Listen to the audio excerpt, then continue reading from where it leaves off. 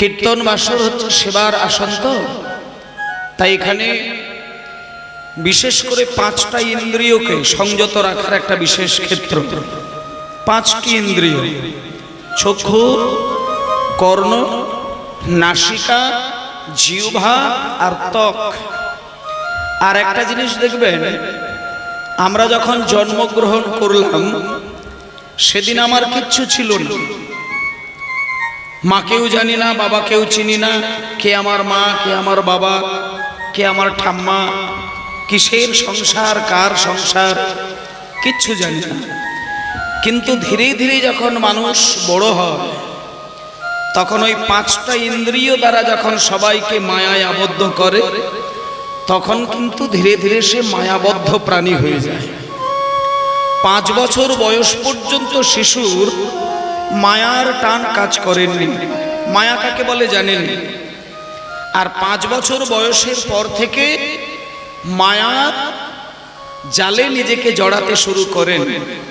আর সেই জন্য শাস্ত্র মতে, আসতে কথাগুলো খুব মন দিয়ে শুনবেন, সেই জন্য শাস্ত্র মতে একটা কথা আছে কি, যে 5 বছর বয়স হয়ে গেলে ছেলে মেয়েদেরকে লেখাপড়া শেখানোর জন্য পাঠানো হয়, তার আগে নয়। কারণ 5 বছর বয়সের পর থেকে তার চক্ষু ধীরে ধীরে খুলতে শুরু করে, তার শ্রবণ যন্ত্রে ধীরে ধীরে মায়ার কথাগুলো গিয়ে ধাক্কা দেয়। মানে যে চক্ষু, কর্ণ, নাসিকা, জিহ্বা, ত্বক, এই যে 5টা ইন্দ্রিয়, আপনি ভেবে চিন্তা করে দেখুন, আপনার সংসারে যত কিছু আপনি জড়ো করেছেন, যা কিছু আপনি সঞ্চয় করেছেন আপনার জীবনে, এই 5টা ইন্দ্রিয়ের বাইরে কিন্তু কোনোটাই হয়নি। আপনি যা কিছু করেছেন সব 5টি ইন্দ্রিয়ের দ্বারা করেছেন, এর বাইরে কোনো কথা হয়নি। তাহলে আমরা এই যে চোখ পেয়েছি, চোখ দিয়ে আমরা সদা সর্বদাই আমার মনের মতন জিনিসকে দেখি আর আনন্দ উপভোগ করি। কান দিয়ে নানান ধরনের মজার মজার কথা শুনি, নিজেদেরকে আনন্দ বলে আনন্দিত বোধ করি। তাহলে এই যে চোখ, কান, নাক, জিভ, ত্বক, এগুলো আমাদেরকে যে আনন্দটা দেয়, একটু সচেতন যদি না হওয়া যায়, সচেতন হয়ে দেখতে হবে যে আমি যে আনন্দ পাবার জন্যে মানুষ হয়ে জন্ম নিয়েছি, এই আনন্দটা কি নিছক আনন্দ না পরমানন্দ? আপনি যে সমস্ত জিনিসগুলো দেখে বা শুনে বা পেয়ে আনন্দ পান, সেটা যদি আপনার আনন্দ হয় তাহলে ভবিষ্যতে আপনার দুঃখ কষ্ট আছেই আছে। আর যদি সেটা পরমানন্দ হয় তাহলে ভবিষ্যতে আপনার কোনোদিন দুঃখ কষ্ট হবে না। একটা জিনিস বলি, আনন্দ আর পরমানন্দ দুটো জিনিস কিন্তু এক নয়। আনন্দ আর পরমানন্দ এক নয়। যেমন আমি একটু সহজ করে বলি, মনে করুন আপনি টিভি দেখে একটু আনন্দ পান, আপনি বেশি করে একটু আনন্দ পান। অনেকের একটা স্বভাব আছে, সময় মানে যখনই কাজ না থাকে টিভির সামনে বসে থাকে। তাহলে এইখান থেকে আমি একটা কথা বলি, যারা মনে করেন যে আমি টিভি দেখলে নিজেকে বেশি আমি আনন্দ পাই, তাহলে আপনি খেয়াল করে দেখুন, আপনি যে টিভির পর্দায় মুখ দিয়ে চোখ দিয়ে নিজেকে খুব আনন্দ বোধ করেন, ওই টিভির সামনে বসে বসে আপনি যদি বছরের পর বছর কাটিয়ে দেন, ভবিষ্যতে দেখবেন আপনার চোখের মধ্যে একটা মারাত্মক ব্যাধি তৈরি হচ্ছে। তাহলে এইবার দেখেন, যে এতগুলো বছর আনন্দ পেলে, সেই আনন্দ কিন্তু ভবিষ্যতে আপনার দেহের মধ্যে ব্যাধি তৈরি করলো। তার মানে এটা একাধারে আপনার যন্ত্রণা শুরু হলো। এটা আনন্দ নয়, মানে এটা আনন্দ, এটা পরমানন্দ নয়। এইবার মনে করুন আপনি মদ খেয়ে নিজেকে সুখী বোধ করেন। অনেকে আছেন দেখবেন দুধ ছেড়ে দিয়ে মদ খায়, ফল ছেড়ে দিয়ে মদ খায়, ছানা ছেড়ে দিয়ে মদ খায়, ঘি ছেড়ে দিয়ে মদ খায়। যে মদ খেয়ে আনন্দ বোধ করে তাকে আপনি দুধ দিলে খাবে না, ফল দিলে খাবে না। সে একমাত্র মনে করে যে মদেই আনন্দ, বাকি কিছুতে আনন্দ নেই। কিন্তু সেই মানুষটি সারাটা জীবন ধরে যদি শুধু মদের মধ্যেই ডুবে থাকে আনন্দটা পাবার জন্যে, দেখবেন কয়েকটা বছরের মধ্যেই তার দেহের মধ্যে একটা মারাত্মক ব্যাধি তৈরি হয়ে গেল। তাহলে কি হলো? যে মদ খেয়ে আপনাকে এতদিন সুখ দিচ্ছিল, ইতিমধ্যেই কিন্তু আপনাকে দুঃখ টেনে আনলো। তাহলে এইখানটা থেকে আপনারা একটু বিচার করে দেখবেন, আপনাকে যে আনন্দ বেশি আনন্দ দেয় সেটা যদি ভবিষ্যতে আপনাকে দুঃখের মধ্যে ফেলে, তাহলে ওই আনন্দ নিছক আনন্দ, ওটা পরমানন্দ নয়। আর যে আনন্দ ভবিষ্যতে কেন কোন জন্মেও আপনাকে কষ্ট দুঃখ দিতে পারবে না, মুনি ঋষিগণ বলছেন ওটা আনন্দ নয়, ওটা হচ্ছে পরমানন্দ। যেমন মনে করুন, এই আপনারা হরিনামের আসরে বসে হরিনাম শুনছেন, তাহলে ভক্ত হরিনাম শুনলে নিজেকে খুব আনন্দ পায়। কিন্তু এইবার একটা কথা শুনে যায়, হরিনাম শুনে মানুষ যে আনন্দ পায়, এই আনন্দ কি ভবিষ্যতে ভক্তের মনে কোনোদিন ব্যথা দেয়? কোনোদিন ব্যথা দেবে না। আপনি ঘরের কোণে বসে জপের মালায় নাম করে গেলে আপনি যে আনন্দ পান, সেই আনন্দ ভবিষ্যতে আপনাকে কোনোদিন দুঃখ দেবে না। তাহলে যে আনন্দ কোনো কালে আপনাকে দুঃখ দিতে পারেন না, মুনি ঋষিগণ বললেন ওটা পরমানন্দ। আর যে আনন্দ আপনাকে দুঃখ কোনো কালে দিতে পারে, ওটা নিছক আনন্দ। তাহলে আপনাকে সচেতন হতে হবে যে আপনি চক্ষু, কর্ণ, নাসিকা, জিহ্বা, ত্বক এগুলো দিয়ে আপনার মনের মধ্যে যে আনন্দটা পৌঁছে দেন, সেটা একটু সচেতন হয়ে যদি আপনি চলতে পারেন, তাহলে কিন্তু বৃদ্ধ বয়সে মরণকালে আপনাকে আর যন্ত্রণা পেতে পেতে মরতে হয় না। কারণ একটা মানুষকে আপনি ভালো করে দেখাতে পারবেন না, যে মানুষটা মরণের সময় যখন যন্ত্রণা পায়, তার ভালোবাসার মানুষটাই তার কাছে দাঁড়িয়ে থাকতে পারে না। মনে করুন, কোনো স্বামী যদি মারা যায়, তার স্ত্রী যখন মাথার সামনে দাঁড়িয়ে থাকে, তখন দেখবেন স্বামীর যন্ত্রণা দেখে স্ত্রী বাইরে দাঁড়িয়ে দাঁড়িয়ে কাঁদে, আর ঠাকুরকে বলে, ঠাকুর আমার স্বামীকে তুমি মেরে দাও, দিয়ে তুমি আমাকে বাঁচাও। তাহলে এই যে স্বামীর মৃত্যু কামনা করছেন নিজের স্ত্রী, কেন না? তার যন্ত্রণাটা স্ত্রী সহ্য করতে পারে না। তাহলে এইখানটা তো বুঝতে হয় যে সারা জীবন আনন্দ করাটাই কি মানুষের আসল চরিত্র, নাকি মরণকালে আনন্দ পাওয়াটা মানুষের আসল চরিত্র? একটা দিকে বলতে চাইছে, তুমি সারাটা জীবন যদি হাসতে নাও পারো, সারাটা জীবন এমন তুমি কর্ম করে দিয়ে তুমি চলে যাও, যাতে তুমি হাসতে হাসতে চলে যাবে, জগতের প্রত্যেকটা মানুষ যেন তোমার কথা মনে করে কাঁদে।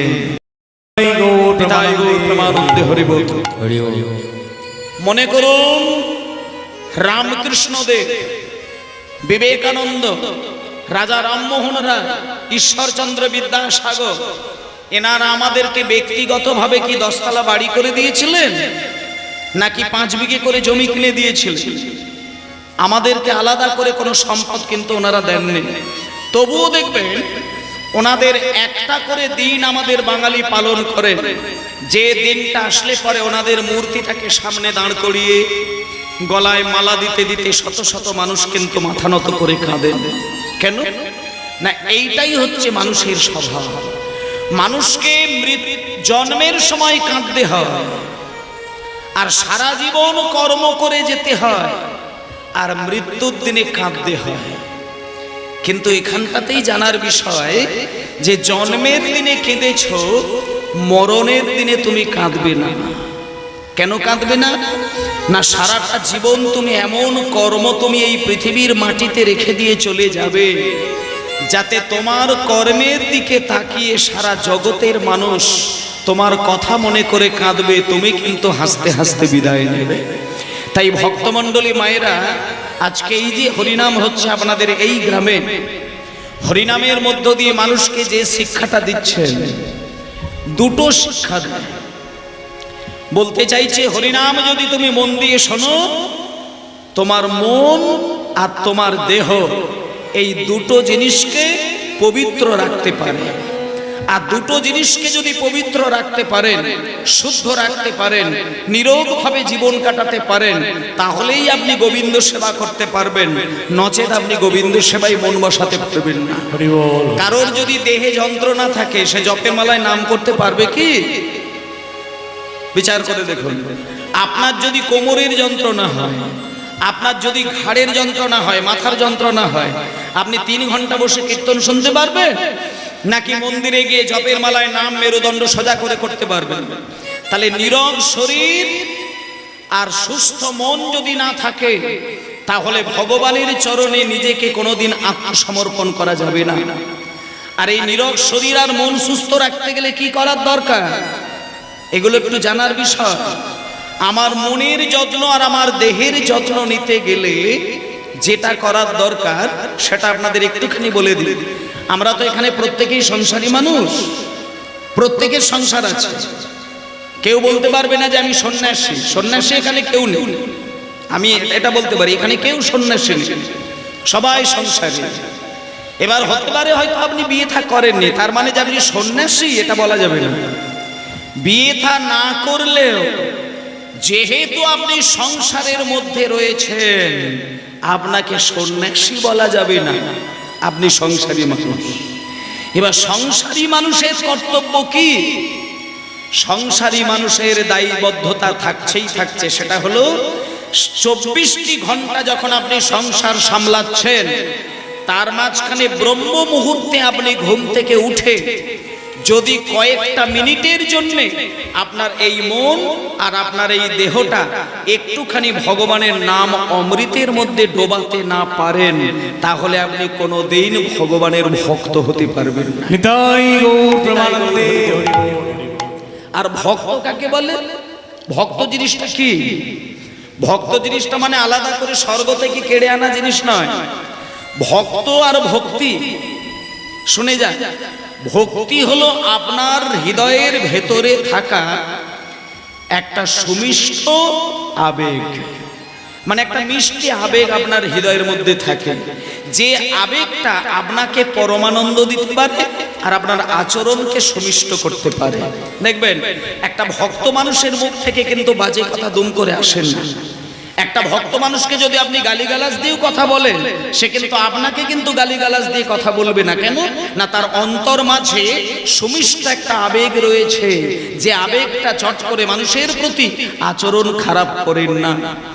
এবার বলি, এই আবেগ আর আচরণ কারোর যদি সুন্দর হয়, সে অনায়াসেই কিন্তু ভগবানের সেবার অধিকারী হতে পারে। এবার এখানে যারা আমার বাবারা রয়েছেন, মায়েরা রয়েছেন, ভাইরা রয়েছেন, বোনেরা রয়েছেন, আমি আপনাদেরকে একটা কথা বলে দিই, 21টা দিন আপনাদের একটা দায়িত্ব দেব, সেটা আপনারা একটু পালন করবেন। 21টা দিন আপনি পালন করার পরে আপনার মধ্যে কোনো মানে পরিবর্তনটা এসেছে কিনা সেটা আমাকে জানাবেন। 21 দিন করবেন, তারপরে আর করতে হবে না। আপনি ভেবে দেখবেন যে 21 দিন পরে আপনি যে কাজটি করতে বলছি ওটা করার পর এতগুলো দিন আপনি যেভাবে কাটিয়েছিলেন আর 21 দিন পরে আপনি কেমন ভাবে কাটাচ্ছেন, আপনার মধ্যে যদি আধ্যাত্মিক কোনো পরিবর্তন ঘটে, তারপরে আপনি বিচার করবেন আপনি সারাটা জীবন ওই পথে থাকবেন কিনা। শোনেন, 24টা ঘন্টার মধ্যে হয় একটা দিন, আর একটা একটা দিন করে হচ্ছে একটা বৎসর, আর একটা একটা করে বৎসর কয়েকটা বছর কেটে গেলেই কিন্তু আমাদের জীবন বেলা শেষ। এই মনে করুন সকাল হয়েছিল, আজকে দুপুরবেলা খাওয়া দাওয়া হলো, আর ইতিমধ্যেই দেখুন সন্ধ্যা গড়িয়ে এলো। কতটুকু সময় হলো আপনি কি বুঝতে পারলেন? যে আপনি যখন জন্ম নিয়েছিলেন, ভগবান আপনাকে একটা ডায়েরি দিয়েছিল, ডায়েরি, প্রত্যেককে একটা ডায়েরি দিয়েছিল। সেই ডায়েরিতে আপনার জন্ম থেকে মৃত্যু পর্যন্ত প্রত্যেকটা দিনের একটা করে পৃষ্ঠা দেওয়া ছিল। আচ্ছা, ফ্যানটা বন্ধ করে দিন, ফ্যানটা বন্ধ থাকলে ভালো হলো। এমনি এখানকার পরিবেশটা ঠান্ডাই রয়েছে, খুব অসুবিধে নেই। এবার শোনো, তাহলে একটা একটা করে দিনের পৃষ্ঠা কিন্তু আপনার জীবনে ভগবান দিয়েছেন, আর ওই একটা করে পৃষ্ঠা কেড়ে নিয়ে চলে যাচ্ছে কে? দাঁড়া, একটু আগে সকাল হলো, দেখুন বেলাটা কিভাবে শেষ হয়ে সূর্যটা ঢলে গেল। তাহলে এই যে সকালবেলা সূর্য দেখা দিল, সারাদিন আমাদেরকে আলো দিল, আর বিকেল হতে না হতেই সে নিভে গেল। ওই যে সকাল থেকে বিকেল, এই যে সারাটা দিন সূর্য দেবতা আমাদের মাথার উপরে থাকে, আর সন্ধ্যার আগে সে চলে যায়। যাবার সময় কি দিয়ে যায় আর কি নিয়ে যায়, এই দুটোর হিসাব যদি আমরা জানতে পারতাম তাহলে আমাদের অহংকার বলে শব্দটা আমাদের জীবনে থাকতো না। হুমায়রা, আপনাকে যদি বলা হয় যে আপনি কালকেই মারা যাবেন, আপনার অহংকারের বিন্দুমাত্র কিন্তু আপনার জীবনে থাকতো না। কিন্তু আপনি বলুন, আপনি যে আগামী বছর বেঁচে থাকবেন এই গ্যারেন্টি আপনি দিতে পারবেন? এখানে যতগুলো ভক্ত আছে সবাইকে বলছি, আগামী বছর এই গ্রামে কীর্তন হবে, আপনি এখানে কেউ গ্যারেন্টি দিয়ে বলতে পারবেন যাকে আগামী বছর হরিনাম হলে আপনি এই জায়গায় বসে হরিনাম শুনতে পারবেন? এত সহজ নয়। গত বছরে যখন এই গ্রামে হরিনাম হয়েছিল আপনারা সবাই এসেছিলেন, আর এই বছর হচ্ছে সবাই এসেছেন, একজনেরও নাম কি আপনি পাবেননি যিনি গত বছরে এই গ্রামের মাটিতে ছিলেন, যিনি গত বছরে এই গ্রামের মাটিতে বসে দুপুরবেলা প্রসাদ পেয়েছেন, আবার এই হরিবাসরে বসে হরিনাম শুনেছেন, কিন্তু আজকে দেখুন তিনি কিন্তু আমাদের মধ্যেই নেই। আবার আগামী বছর হরিনাম হবে, আপনাদের মধ্যে কে থাকবে আর কে থাকবে না কেউ বলতে পারবে না। কারণ ওই যত দোষে একজনই দোষী, তিনি হচ্ছেন সূর্য দেবতা। সূর্য দেবতা একটা করে দিন আমাদেরকে দেখা দেয় আর আমাদেরকে আলো দেয়, আর যখন সে চলে যায় আমাদের জীবনের ডায়েরির কাছ থেকে একটা করে পৃষ্ঠা, দিনের পৃষ্ঠাকে কেটে কেটে নিয়ে চলে যায়। ওই একটা করে দিনের পৃষ্ঠা যেদিন আপনার সমস্ত দিনের পাতাগুলোকে সূর্য দেবতা কেড়ে নেবে, সেদিন আপনার ভালোবাসার মানুষগুলো দিব্যি দাঁড়িয়ে থাকবে, আপনার হাতে গড়া রাজবাড়িটা দিব্যি দাঁড়িয়ে থাকবে, আপনার নাতি নাতনি আপনার মাথার সামনে দাঁড়িয়ে দাঁড়িয়ে কাঁদবে, আপনি কিন্তু কোনো কিছু বলবেন না, নীরবে কিন্তু আপনি চলে যাবেন গোবিন্দ চরণে। নিতাই গৌর। তাই জন্য ভক্তমণ্ডলী মায়েরা, একটা কথা আপনাদের বলে যায়, আজকে আমি জন্ম নিয়েছি কালকে থাকবো, এই দুর্লভ দেহটার গ্যারেন্টি কেউ দিতে পারবে না। তাহলে একমাত্র মানুষের যেটা কর্তব্য, প্রত্যেকটি দিনের একটা মাত্র সময় ব্রহ্ম মুহূর্তে প্রত্যেকটা মানুষকে ঘুম থেকে একটু জেগে বসতে হয়। এখানে যাদের বাড়িতে গরু আছে তাদেরকে আমি বলে দিচ্ছি, যাদের বাড়িতে পাখি আছে আমি তাদেরকে বলে দিচ্ছি, গরু পাখি ছাগল যার যার বাড়িতে রয়েছে, দেখবেন ভোর 3:20 পরে আপনি যদি গোয়াল ঘরে গিয়ে গরুর দিকে তাকিয়ে দেখেন, তারা কিন্তু ঘুম থেকে নিজেদেরকে জাগিয়ে ওঠেন। পাখিদেরকে তাকিয়ে দেখবেন তারাও জেগে যায়, ছাগলদেরকে তাকিয়ে দেখবেন তারাও সচেতন হয়ে যায়। এ জগতে যত প্রাণী আছে ভোরের বেলা বেশিরভাগ প্রাণী কিন্তু জেগে ওঠে, কিন্তু মানুষ কিন্তু ভোরের বেলা নীরবে নাক ডেকে ঘুমায়।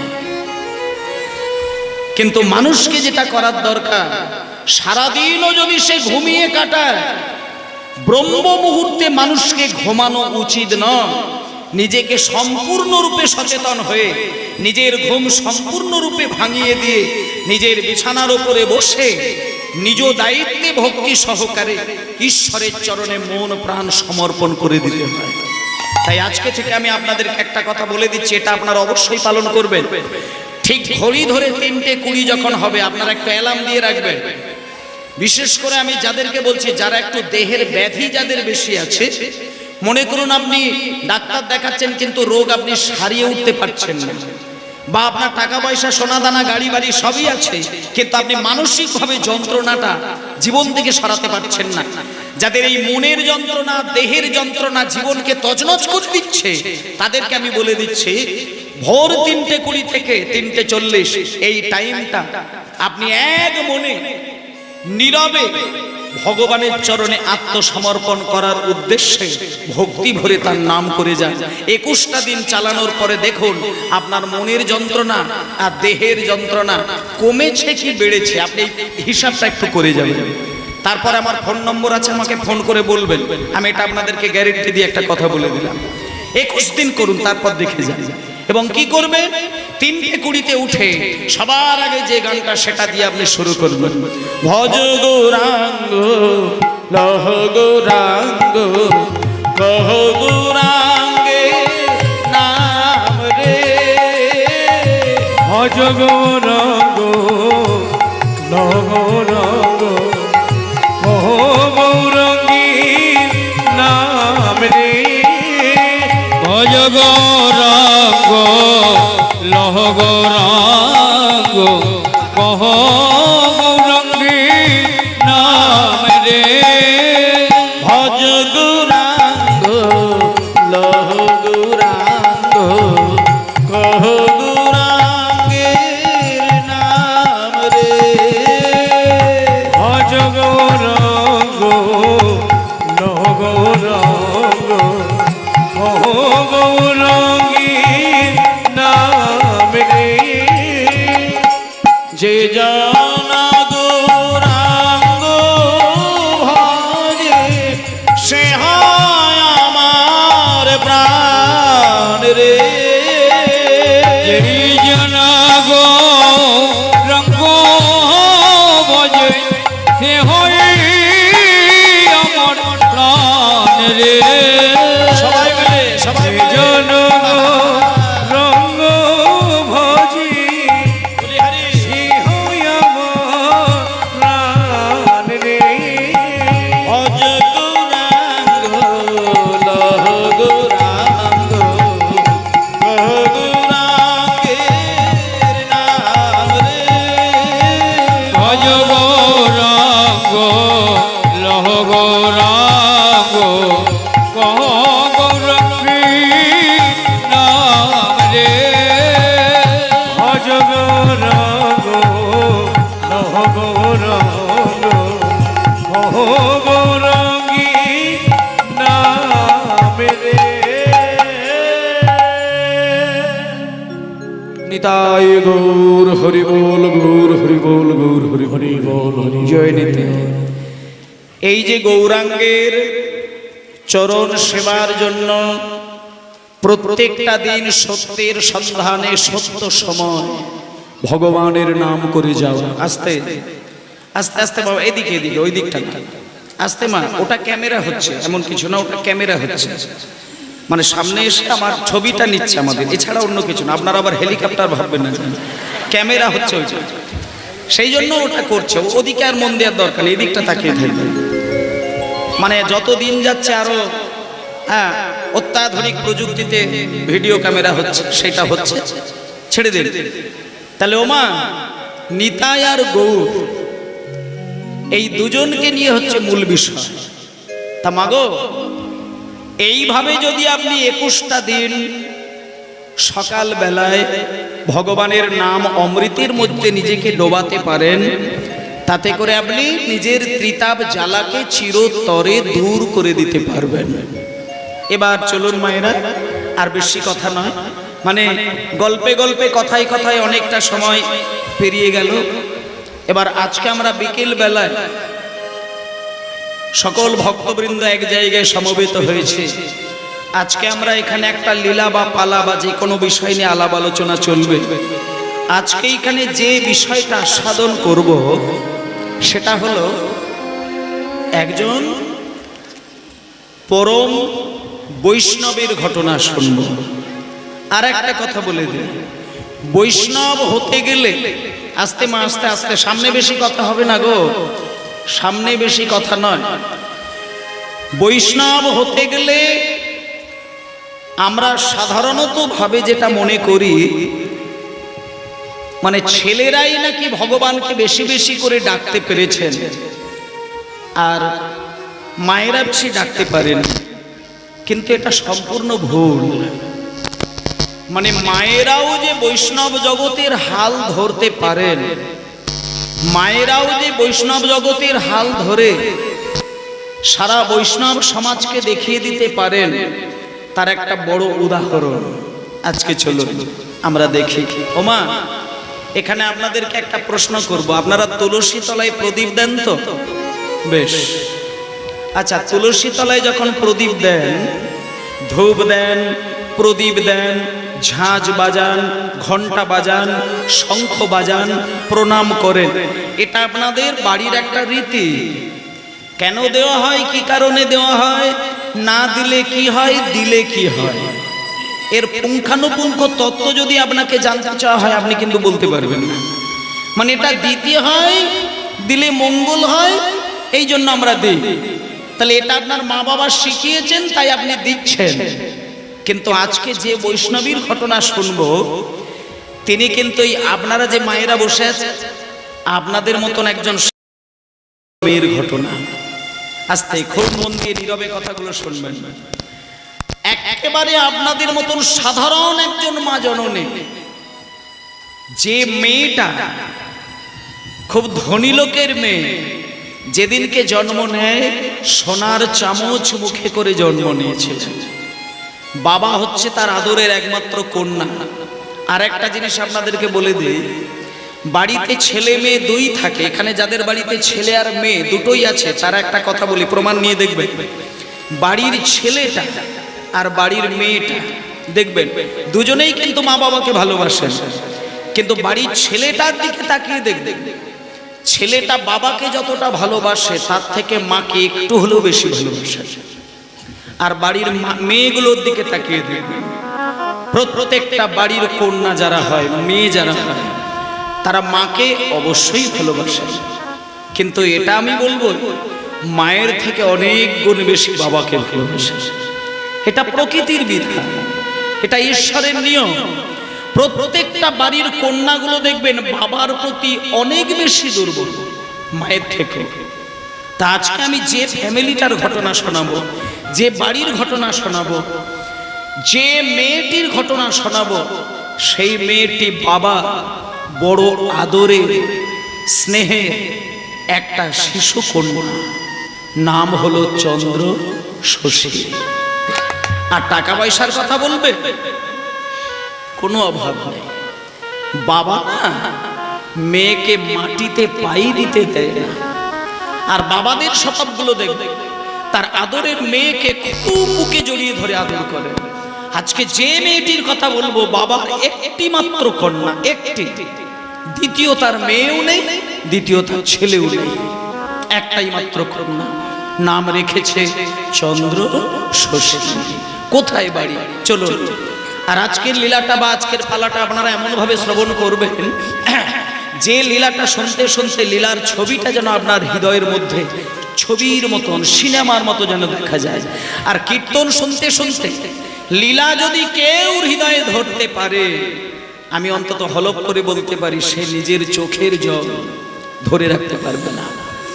ভগবানের কীর্তন শুনতে গেলে মানুষ বুক চাপড়ে কাঁদবে, আর বুক চাপড়ে কাঁদতে থাকলে সেই চোখের জলের গোবিন্দের চরণ ধুয়ে যায়। আর গোবিন্দের চরণে যদি দুবিন্দু চোখের ধারা পড়ে, কিচ্ছু দিতে লাগে না, কিচ্ছু দিতে লাগে না।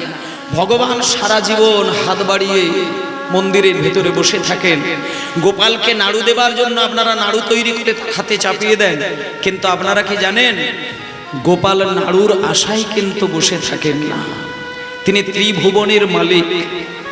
তিনি কিন্তু ভক্তের কাছ থেকে নাড়ু খেতে চায় না, বাতাসা খেতে চায় না, আপেল খেতে চায় না, মোটা রজনীগন্ধা ফুলের মালা গলায় পরে আনন্দ পায় না। সে শুধু একটা জিনিসে খুশি হয়, ভক্ত কোন দিন আমাকে ডাকতে এসে বেশি নয় দুবিন্দু নয়নের ধারা আমার চরণে দিতে পারবে।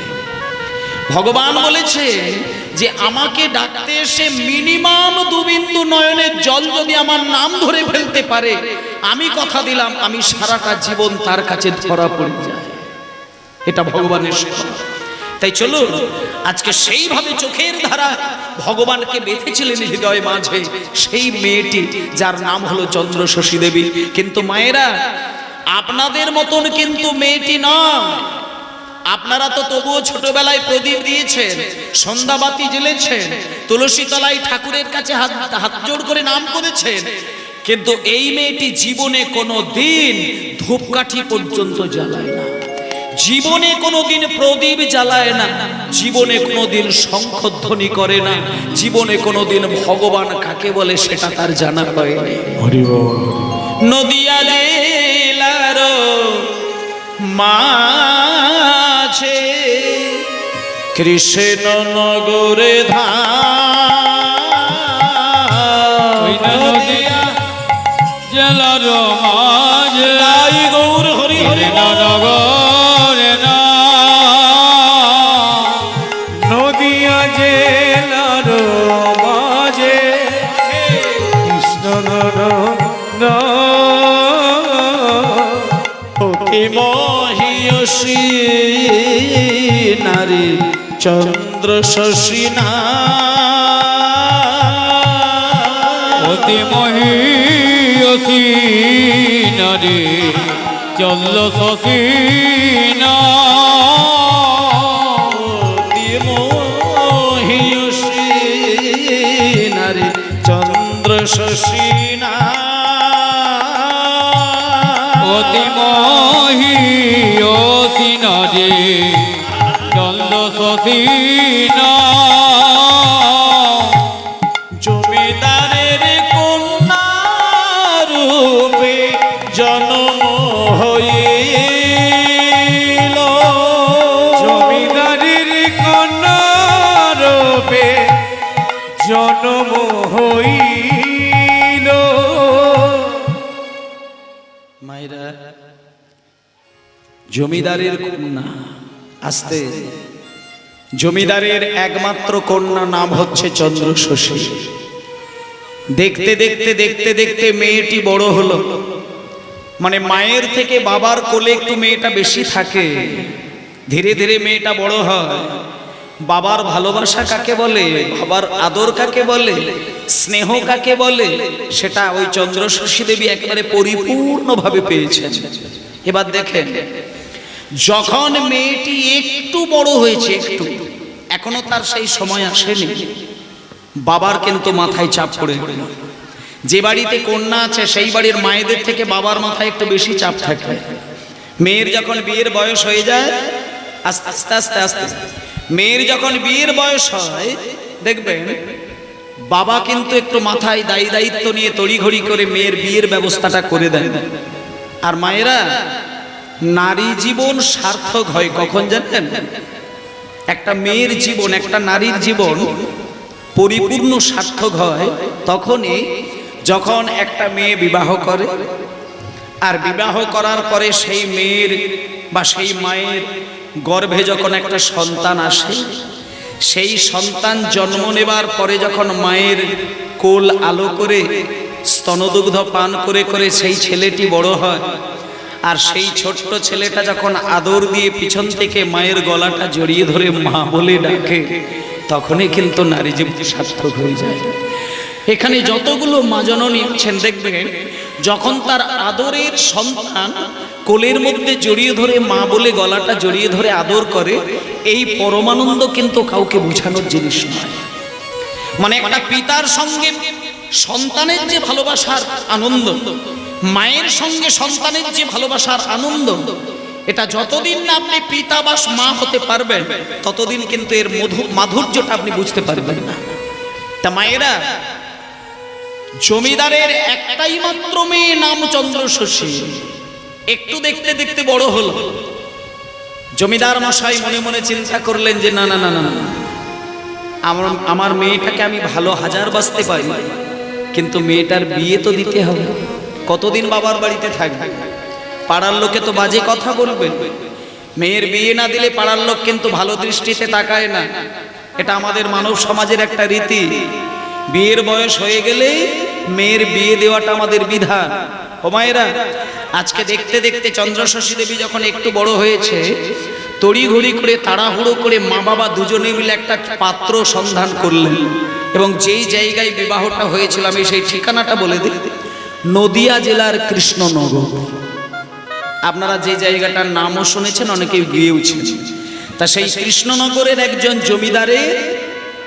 একমাত্র ছেলে তার সঙ্গে চন্দ্র শশী দেবীর একটা বিবাহের দিন ধার্য করলেন ইতিমধ্যে বিবাহের দিন এসে গেল এবার কত মানুষজন খাওয়া দাওয়ার জন্য বাড়িতে এসেছেন সন্ধ্যাবেলায় বিয়ের পিঁড়িতে দুজনে বসেছেন ব্রাহ্মণ ঠাকুর আছেন মালা বদল হচ্ছে কত মানুষের আশীর্বাদ ঝরে পড়ছে কত আনন্দ করে বিবাহ কিন্তু মায়েরা বিয়ের রাত্রিটা আনন্দ করে কাটলেও সকালটা কিন্তু আনন্দের নয় ঠিক তার পরের দিন সকালবেলা যখন কন্যা বিদায় হয় সেই পরিবেশটা কিন্তু সহ্য করার বিষয় নয় এককালে যখন বাড়ি থেকে মা কোনো মেয়ে যখন বিদায় হতো না মা বাবা সেই মেয়েটাকে বিদায় দিয়ে সহ্য করতে পারতেন না আজকে চন্দ্রশশী দেবী যখন বেরিয়ে যাচ্ছে সকালবেলা স্বামীর হাত ধরে, যখন মাকে প্রণাম করতে যায়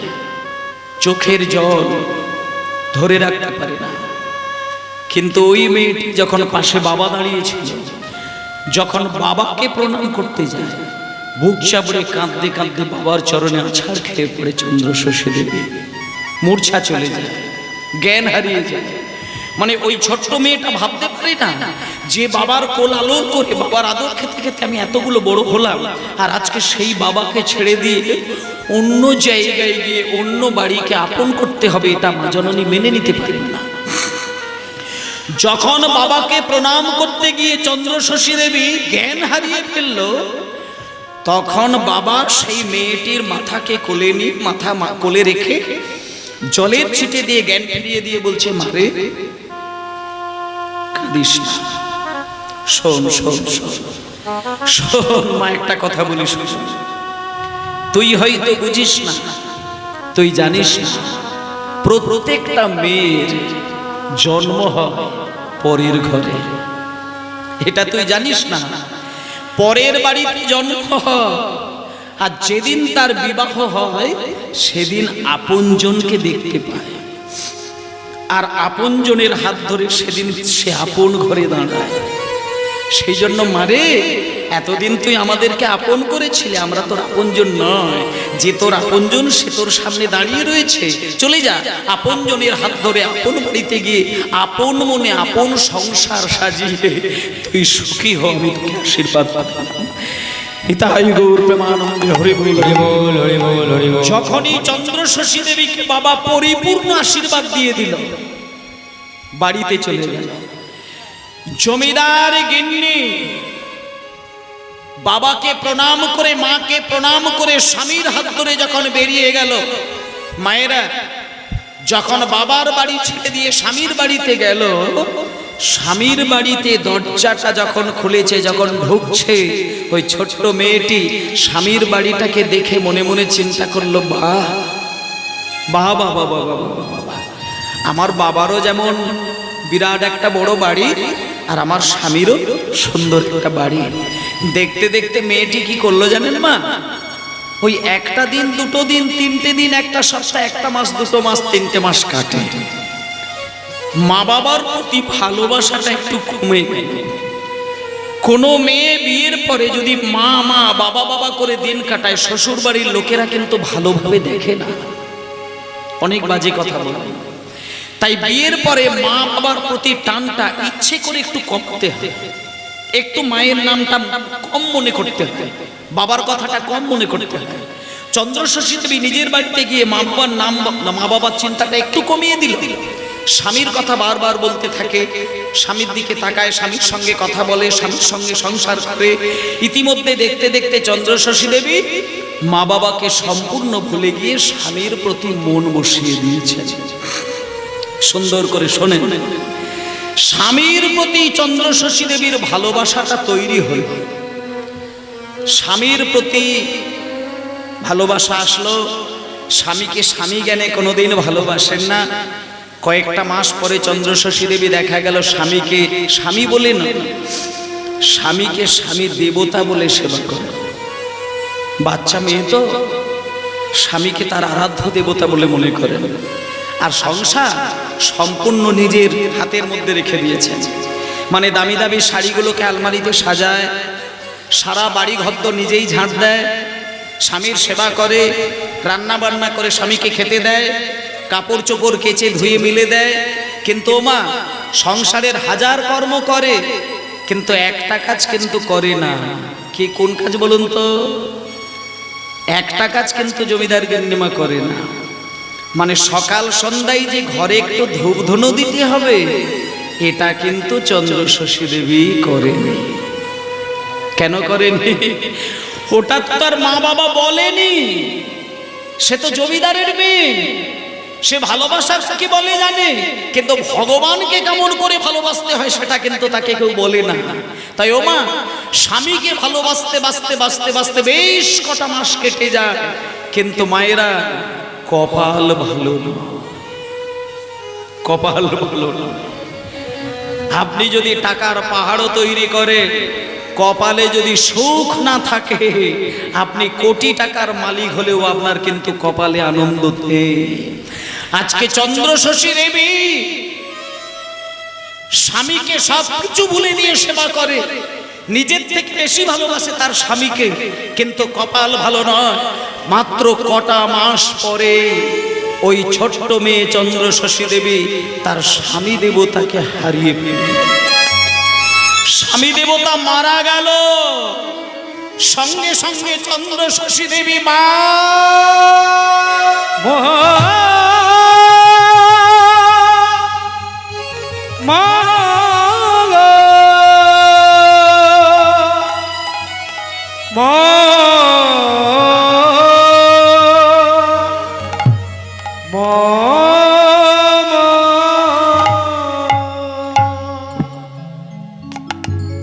বাবা, এখানে তো অনেকেই বাবা আর মায়েরা বসে আছেন। দেখবেন যে বাবা সন্তানকে জন্ম দেয় আর যে মা সন্তানকে 10 মাস 10 দিন গর্ভে ধরেন, সেই সন্তানের যদি বুকে কোনো যন্ত্রণা ওঠে না, মা বাবা কিন্তু আলাদা করে খবর দিতে লাগে না।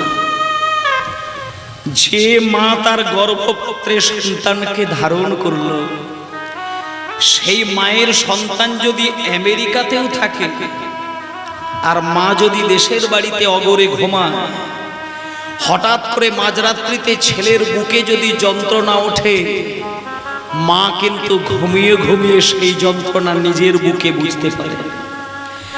মা বাবার ভালোবাসাটা এইরকমই হয়। ছেলে মেয়ের যদি বুকে কোনো ব্যথা ওঠে, মা বাবাকে আলাদা করে লোক দিয়ে খবর দিতে হয় না। মা বাবা ঠিক ছেলে মেয়েদের দুঃখের কথাটা বুঝতে পারেন। যখনই সেইখানে চন্দ্র শশী দেবী স্বামীকে হারিয়েছে, এখানে ঘুমিয়ে ঘুমিয়ে মায়ের বুকে কান্না এসে গেল। চন্দ্র শশী দেবীর মা হঠাৎ করে মাঝরাত্রিতে কেঁদে উঠলেন, স্বামীকে বললেন, আমার মেয়ের জন্য আমার বুকটা কেঁদে উঠেছে, তুমি একটু দেখো না, আমার মনে হয় আমার মেয়ে ভালো নেই, তুমি একটু গিয়ে খবর নাও না আমার মেয়ে কেমন আছে। সঙ্গে সঙ্গে বাবা ছুটে চলল নিজের কন্যাকে দেখার জন্য। যখন ছুটে গিয়ে বাড়িতে হাজির হলো, দেখলো জামাই মৃত। এবার মা বাবার জীবনটা দেখো, সবে মাত্র মেয়ের বিয়ে দিয়েছে, জামাই মারা গেছে। এইরকম মা বাবার মনের পরিস্থিতি কোন জায়গায়। যখনই বাবা গিয়ে দেখলো মেয়েটা স্বামী হারিয়েছে, বিধবা হয়ে গেছে, আর সেই মেয়েটা আছাড় খেয়ে বাবার চরণ ধরে কাঁদছে, তখন বাবা কি বলবে? বাবা চন্দ্র শশী দেবীকে বলছে, মারে কাঁদিস না, আমি তোর বাবা, কাঁদিস না, আয় আমার বুকে, আমার বুকে আয়। আমি তোকে কথা দিলাম, আমি তোর বাবা, তুই আমার মেয়ে।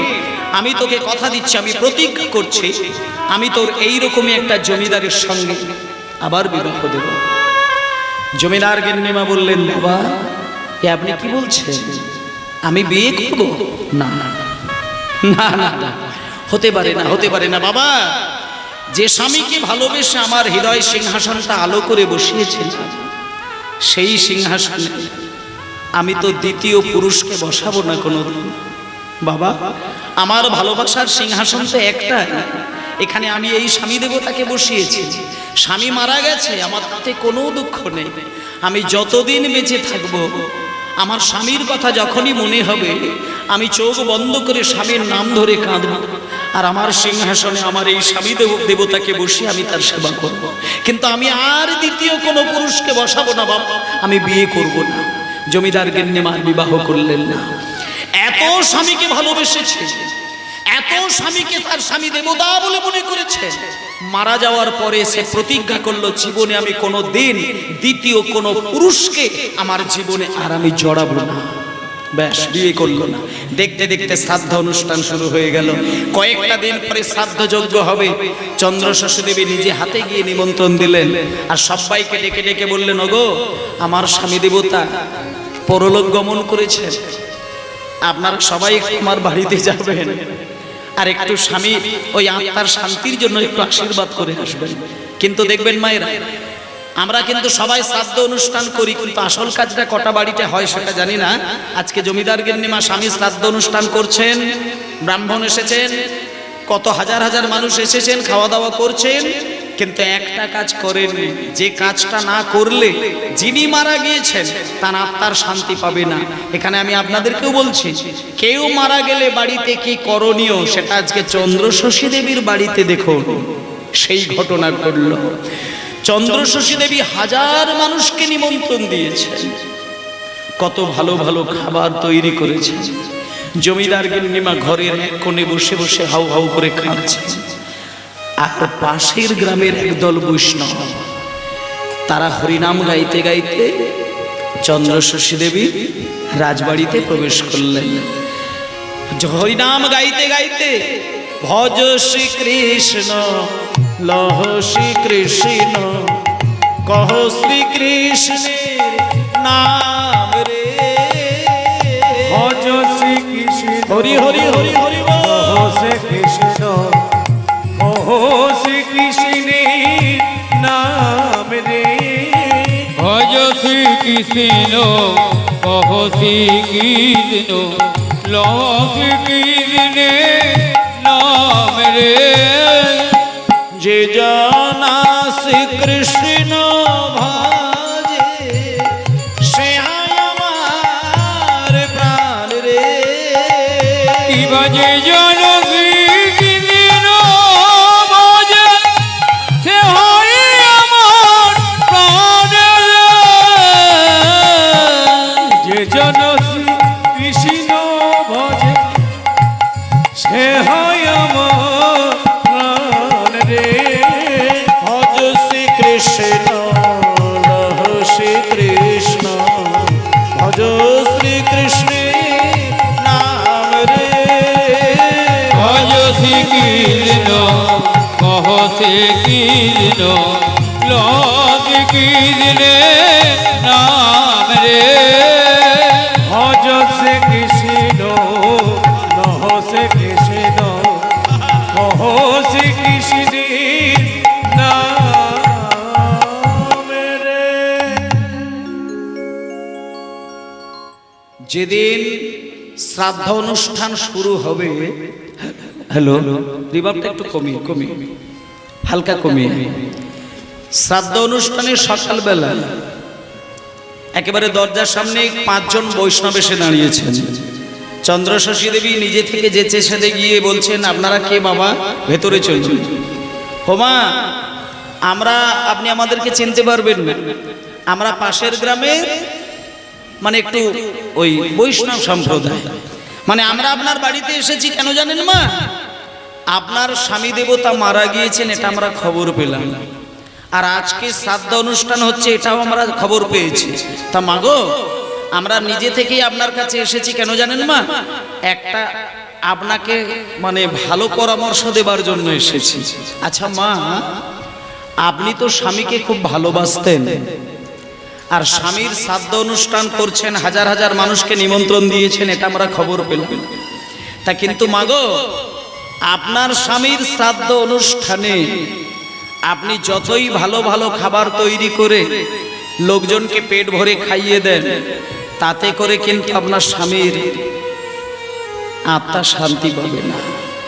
ওমা, আমরা আপনাকে একটা কথা বলতে চাই, স্বামীর আত্মার শান্তি যদি আপনাকে আনতে হয়, তাহলে আপনি একটা কাজ করুন, এই শ্রাদ্ধ অনুষ্ঠানের মাঝখানে আপনি একটু কীর্তন গানের ব্যবস্থা করুন।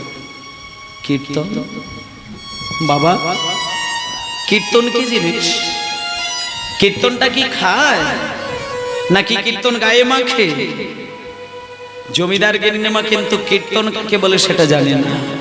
এবার যখনই বলছে কীর্তন কি জিনিস, তখন বৈষ্ণবগণ বলছেন, মা কীর্তন জানতে না, সর্বনাশ, এ কি জ্বালা।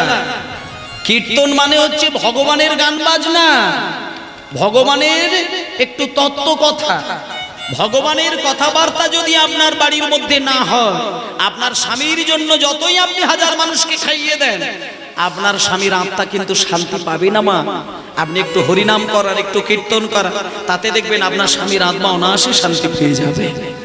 জমিদার গিন্নিমা বলছে, বাবা ঠাকুর একটা কথা বলবো আপনাদেরকে, আমি আপনাদেরকে টাকা যা লাগবে দিয়ে দিচ্ছি, আপনি তাড়াহুড়ো করে একটু কীর্তনের ব্যবস্থা করুন, এখনই কীর্তনের ব্যবস্থা করুন। তড়িঘড়ি করে তাড়াহুড়ো করে মঞ্চ তৈরি করে ফুলের বাসর তৈরি করে কীর্তনিয়াকে ডেকে খোল করতাল ডেকে নিয়ে কীর্তন গান শুরু করে দিলেন। এই দেখুন মায়েরা, আপনাদের এই মেদিনীপুর জেলায় হয়তো ওই কেউ মারা গেলে তার শ্রাদ্ধ অনুষ্ঠানে হয়তো কীর্তন টীর্তন হয় না, কিন্তু মুর্শিদাবাদ, মালদা, বীরভূম, বাঁকুড়া এইসব জেলায়, বিশেষ করে মুর্শিদাবাদ, মানে শ্রাদ্ধ অনুষ্ঠানের যোগ্যে লক্ষ লক্ষ টাকা খরচা করে শুধু হরিবাসর তৈরি করে। একদিকে শ্রাদ্ধ হবে আর একদিকে নাম যজ্ঞ হবে, অষ্টম প্রহর 16 প্রহর নাম যজ্ঞ হবে। কিন্তু বাড়িতে কীর্তন চলে, শ্রাদ্ধ যজ্ঞে কীর্তন চলে, নাম রক্ষার মতন করে কীর্তন। কিন্তু লক্ষ লক্ষ টাকা খরচা করে কীর্তনিয়া নিয়ে এসে কীর্তন করে যজ্ঞ করে, একেবারে যজ্ঞ করে হাজার মানুষের কাছে কীর্তন। আজকে যেমন এইভাবে অষ্টম প্রহর হচ্ছে, 16 প্রহর, এইভাবে কীর্তন গান শুরু হয়। মালদা মুর্শিদাবাদের দিকে বেশি হয়। তা আজকে চন্দ্রশশী দেবীকে যখনই বলছে যে স্বামীর শ্রাদ্ধে কীর্তন করান, জমিদার গিন্নিমা আর দেরি করলো না। এই যেমন আজকে স্টেজ তৈরি করে হরিনাম হচ্ছে, ঠিক এইভাবে কীর্তনিয়াকে ডেকে ফুলের বাসর তৈরি করে কীর্তনের ব্যবস্থা করলেন। আস্তে মা আস্তে, সামনে সামনে, একটু নিরুন। সঙ্গে সঙ্গে কীর্তনিয়া আসলো, কীর্তন গান শুরু করবেন। এমন সময় কীর্তনিয়া যখন পোশাক পরে মাকে প্রণাম করে আসরে আসতে যাবে, তখন কীর্তনিয়া মায়ের কাছে গিয়ে বলছেন, মা, ও মা, আপনার স্বামীর ওই মানে উদ্দেশ্যে কীর্তন হচ্ছে তো, তাই আপনাকে আমি ছোট মুখে একটা বড় কথা বলবো, আপনি কিছু মনে করবেন না তো? মানে আপনার বাড়িতে হাজার হাজার ব্যক্তি এসেছে, মানে ভক্ত এসেছে, এটা আমি জানি, কিন্তু আমি বলে দিই মা, হাজার মানুষের হরিনাম শোনা আর আপনি ওই ঘরের মধ্যে লাফঝাপ করে বেড়ানো, ওটা যদি আপনি করেন তাতে করে কিন্তু আপনার স্বামীর মঙ্গল হবে না মা। আপনি যদি আমার সামনে বসে মন দিয়ে হরিনাম শুনতে পারেন, আপনি হরিনাম শুনে যতটুকু আপনার আত্মাকে সুখ দিতে পারবেন, ততটুকুই আপনার স্বামীর আত্মা শান্তি পাবে। নিতাই গৌর প্রেমানন্দে হরি বল। জমিদার গিন্নিমা কথা দিয়ে দিলেন। ও মায়েরা, জমিদার গিন্নিমা হাত জোড় করে, দেখুন, যে মেয়েটা ধূপধুনো পর্যন্ত কোনোদিন জ্বালায়নি, যে মেয়েটা শঙ্খ বাজানো কাকে বলে জানে না, আজকে সেই মেয়েটা কথা দিয়ে দিলেন কীর্তনিয়াকে, বাবা ঠাকুর, আপনি একটা কাজ করুন, আপনি কীর্তন গান গেয়ে যান, আমি কথা দিচ্ছি আমি সামনে বসে হাত জোড় করে সারাক্ষণ কীর্তন শুনব। ব্যাস, হয়ে গেল তার সব। মানে যিনি কীর্তনিয়া তিনি কীর্তন গান গাইতে শুরু করলেন, আর মা জননী, আপনারা তো সবাই বসে আছেন, উনি কিন্তু সবার একেবারে সামনে এসে মাথায় ঘোমটা দিয়ে সুন্দর করে হাত জোড় করে ভক্তি সহকারে মন দিয়ে কীর্তন শুনলেন। আর যিনি কীর্তনিয়া তিনি গান গাইছেন। কোন গান? তিনি শুরু করেছেন একটা গান, দামেনে দাম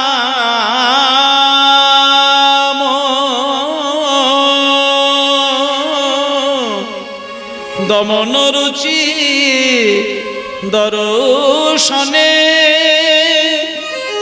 আরে ও দামিনী দাম, হরি হরি বল, হরি হরি বল। দমন রুচি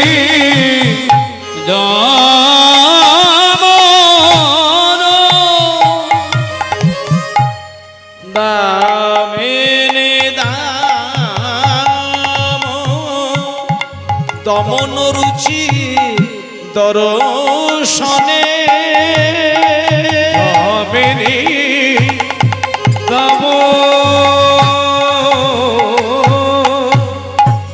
দমন রুচি